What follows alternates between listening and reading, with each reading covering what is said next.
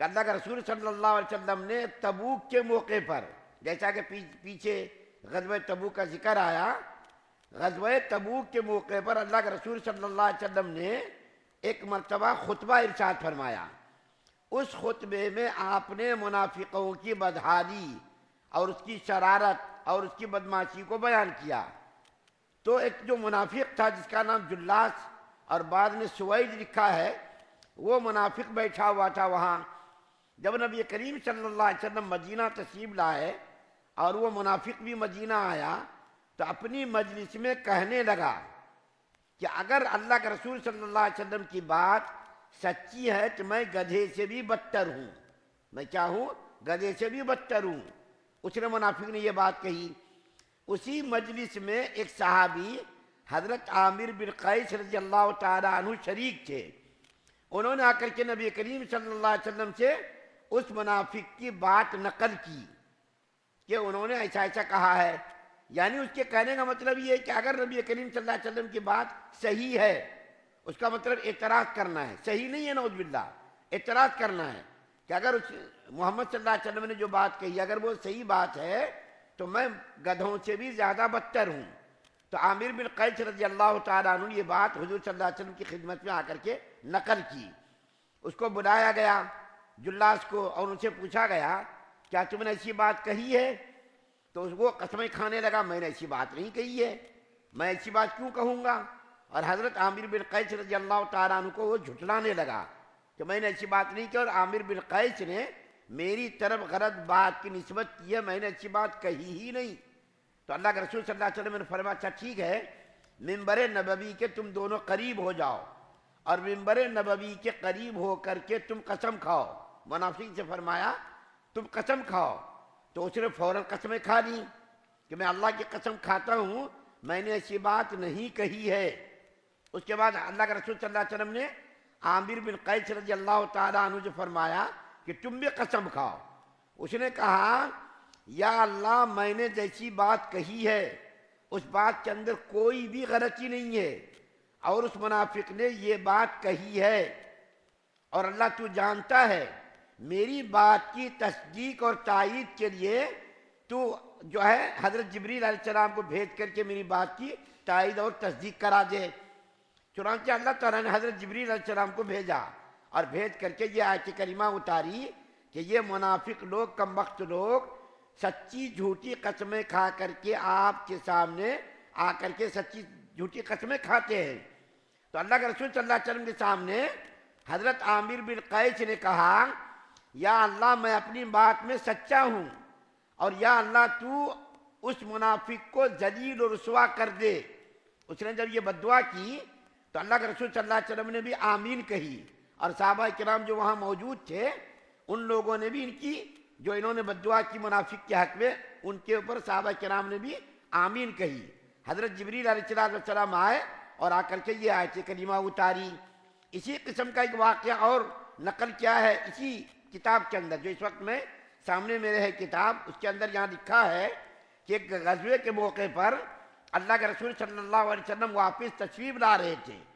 تو کسی بات پر ایک کنویں پر مہاجر اور انصار پانی بھر رہے تھے۔ کسی بات میں دونوں درمیان اختلاف ہو گیا، تو مہاجر نے انصار کو مار دیا، کچھ تھوڑی سی زیادتی کر دی۔ تو منافق آدمی جو عبداللہ ابن ابی رئیس المنافقین، منافقوں کا سردار تھا، شیطان ہر ایک کے پیچھے لگا ہوا ہے، وہ مہاجر اور انصار جو تھے ان دونوں کے درمیان بھی تھوڑی سی بات پر نا اتفاقی ہو گئی اور مہاجر سے تھوڑی زیادتی ہو گئی۔ تو مہاجر نے مہاجروں کو پکارنا شروع کر دیا اور انصار نے انصار کو پکارنا شروع کر دیا۔ اللہ کے رسول صلی اللہ علیہ وسلم کو اطلاع بہت بڑا واقعہ ہے جو سورہ منافقون میں نقل کیا گیا ہے۔ اس وقت پورا واقعہ بیان کرنا مقصود نہیں ہے، تو اللہ کے رسول صلی اللہ علیہ وسلم آئے اور آ کر کے دونوں کو سمجھایا، اور سمجھا کر کے دونوں کے درمیان جو اختلاف پیدا ہوا تھا دونوں کے اختلاف کو ختم کر دیا، اور دونوں پھر بھائی بھائی ہو گئے، شیر و شکر ہو گئے۔ لیکن عبداللہ ابن ابی منافق جو تھا اس نے کہا اپنی مجلس میں کہ خدا کی قسم لَيُخْرِجَنَّ الْأَعَزُّ مِنْهَا الْأَذَلَّ، خدا کی قسم جب ہم مدینہ جائیں گے تو ذلیل لوگوں کو مدینے سے خارج کر دیں گے، باہر کر دیں گے، جلا وطن کر دیں گے۔ ذلیل سے مراد نعوذ باللہ اللہ کے رسول صلی اللہ علیہ وسلم کو مراد لیا اور مسلمانوں کو مراد لیا،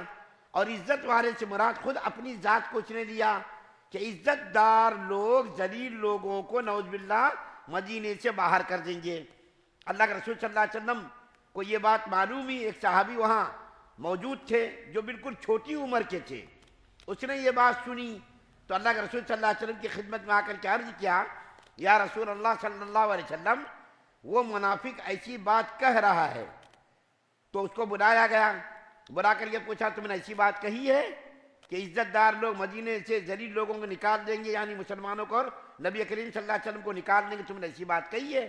تو قسمیں کھانے لگا، یا رسول اللہ میں ایسی بات کیوں کہوں گا؟ اور وہ جو صحابی جنہوں نے نقل کی ہے بات، وہ صحابی نو عمر تھے۔ تو اللہ کے رسول صلی اللہ علیہ وسلم نے یہ سوچ کر کہ نو عمر ہے، چھوٹی عمر کا ہے، ہو سکتا ہے کہ ان کو بات نقل کرنے میں غلطی ہوئی ہو اور سننے میں غلطی ہوئی ہو، لیکن اللہ تعالیٰ نے فوراً اس صحابی کی بات کی تائید میں، تصدیق میں اللہ تعالیٰ نے فوراً سورہ منافقون کو نازل کر دیا۔ تو اللہ کے رسول صلی اللہ علیہ وسلم نے اس صحابی کے کان کو بروڑا، محبت میں مروڑ کر کے کہا کہ دیکھو اس بچے کی بات کی تائید عرش سے اللہ نے کر دی ہے۔ تو یہ منافق لوگ، کم وقت لوگ، یہ جو ہے اس قسم کی قسمیں کھاتے تھے۔ ابھی میں نے جس منافق کا آپ کے سامنے ذکر کیا اس کے بارے میں آگے اور بھی بات لکھی گئی ہے۔ وہ بات کیا لکھی گئی ہے کہ اس منافق نے کہا، جلاس نامی منافق نے، کہ یا رسول اللہ صلی اللہ علیہ وسلم اس آیت کریمہ میں اللہ تعالیٰ نے توبہ کی گنجائش بھی رکھی ہے، اللہ تعالیٰ نے توبہ کی گنجائش بھی رکھی ہے، تو میں آپ کو گواہ بنا کر کے میں توبہ کرتا ہوں، میں آپ کو گواہ بنا کر کے توبہ کرتا ہوں۔ اور وہ جو منافق جلاس نامی تھا اس نے توبہ کی اور توبہ کر کے اپنی توبہ پر قائم رہا اور اس نے اچھی اسلامی زندگی گزاری اور منافقت سے اس نے توبہ کر لی۔ اور بھی مزید اس آیت کریمہ میں دوسرے واقعات میں نقل کیے گئے ہیں، لیکن ایک بات نقل کر کے بات کو ختم کرتا ہوں۔ وہ بات یہ ہے کہ غزوہ تبوک کے موقع پر، جیسا کہ اللہ تعالیٰ نے اس آیت کریمہ کے اندر ارشاد فرمایا ہے کہ غزوہ تبوک کے موقع پر کم وقت منافقوں نے ایک مجلس میں 12 آدمیوں کو متعین کیا، اور 12 آدمیوں کو متعین کر کے ایک پہاڑی کی گھاٹی میں جا کر کے چھپا دیا ان کو، اور ان لوگوں کو کہہ دیا کہ اللہ کے رسول صلی اللہ علیہ وسلم جب نعوذ باللہ ادھر سے گزرے ہیں تو تم سب مل کر کے نبی کریم صلی اللہ علیہ وسلم پر حملہ کر دینا اور قتل کر دینا، نعوذ باللہ قتل کر کے ختم کر دینا۔ ان لوگوں نے دشمنی میں یہ پروگرام بنایا، سازش کی، لیکن اللہ تعالیٰ نے نبی کریم صلی اللہ علیہ وسلم کو آ کر کے اطلاع دی حضرت جبریل کے ذریعے۔ حضرت جبریل علیہ السلام نے آ کر کے کہا کہ یا رسول اللہ فلاں گھاٹی میں، فلاں مقام پر، فلاں جگہ پر 12 منافقوں نے آپ کے خلاف سازش کی ہے، آپ کو قتل کرنے کا پروگرام بنایا ہے۔ تو اللہ کے رسول صلی اللہ علیہ وسلم نے بعض صحابہ کرام کو بھیج کر کے ان کو وہاں سے کھجلوا دیا، بھگوا دیا، اور اللہ کے رسول صلی اللہ علیہ وسلم کی جان اللہ تعالیٰ نے بچائی۔ تو اس آیت کریمہ میں ان کی سازش کا بھی پردہ فاش کیا گیا ہے کہ اللہ تعالیٰ نے ان کی سازشوں کو ناکام بنایا۔ ان لوگوں نے سازش تو کی لیکن اللہ تعالیٰ نے ان کی سازشوں کو ناکام بنا دیا۔ آخری میں اللہ تعالیٰ فرماتے ہیں ان کم بختوں کا، یعنی کافروں کا، منافقوں کا دنیا کے اندر بھی کوئی یار نہیں ہوگا اور آخرت کے اندر بھی کوئی مددگار نہیں ہوگا۔ دیکھیے منافقوں سے کون محبت کرتا؟ منافقوں سے تو ہر ایک مسلمان کو نفرت تھی، اچھی نظر سے اللہ کے رسول صلی اللہ علیہ وسلم بھی نہیں دیکھتے تھے، اور مصلحتاً اور حکمتاً اللہ کے رسول صلی اللہ علیہ وسلم ان کو گوارا کرتے تھے۔ اللہ کے رسول صلی اللہ علیہ وسلم کے اخلاق اتنے بلند تھے، ان کی سازشوں سے اللہ کے رسول صلی اللہ علیہ وسلم واقف تھے۔ اس کے باوجود بھی اللہ کے رسول صلی اللہ علیہ وسلم نے ان کے خلاف کوئی کارروائی نہیں کی، حالانکہ نبی کریم صلی اللہ علیہ وسلم ان کو قتل کرا سکتے تھے۔ ان کا کفر، ان کا نفاق، ان کی سازش ظاہر تھی، لیکن اس کے باوجود اللہ کے رسول صلی اللہ علیہ وسلم نے حکمتاً میں نے اس لیے کہا کہ چونکہ وہ زبان سے ایمان کا اقرار کرتے تھے، اس لیے اللہ کے رسول صلی اللہ علیہ وسلم ان کے خلاف کوئی کارروائی نہیں کرتے تھے تاکہ دشمنان اسلام کو اسلام پر اعتراض کرنے کا موقع نہ ملے کہ دیکھو مسلمانوں کو ہی قتل کرنے لگے، ان کو کیا معلوم دشمنان اسلام کو کہ یہ دل سے ایمان لائے ہے یا انہوں نے زبان سے صرف اقرار کیا ہے؟ تو اللہ تعالیٰ فرما رہے ہیں ان کا نہ تو دنیا میں کوئی حامی ہوگا اور نہ آخرت میں کوئی اس کا مددگار ہوگا. دنیا کے اندر بھی ذلیل و رسوا ہوں گے، آخرت کے اندر بھی ذلیل و رسوا ہوں گے.